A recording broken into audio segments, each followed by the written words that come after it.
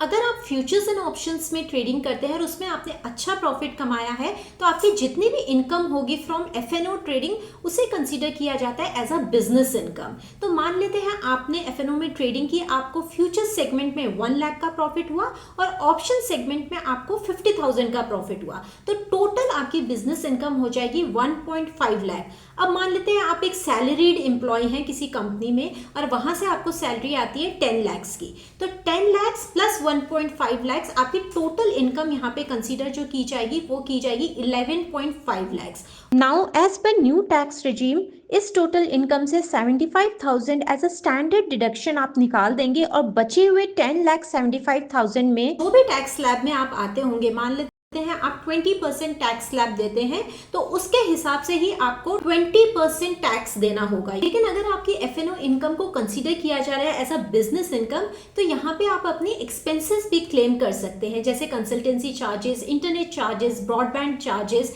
Etcetera etcetera. अब बात करते हैं इंट्राडे ट्रेडिंग से अगर आपको प्रॉफिट हुआ है तो उस पर आपको टैक्स कैसे लगेगा। इतना भी प्रॉफिट हमको इंट्राडे ट्रेडिंग में होता है उसे कंसीडर किया जाता है as a speculative business income. तो करंट टैक्स स्लैब है उसमें ही ये इनकम हमारी ऐड हो जाएगी और प्रेजेंट टैक्स स्लैब के हिसाब से ही आपको टैक्स देना होगा। तो मान लेते हैं इंट्राडे ट्रेडिंग से आपको 1 लाख का प्रॉफिट हुआ और आपकी जो सैलरी आती है या कोई और बिजनेस से जो इनकम आती है वो है पूरे 30 लाख, तो 30 लाख प्लस 1 लाख 31 लाख पे आपको after the standard 75,000 deduction current tax slab के हिसाब से अपना इनकम टैक्स पे करना होगा।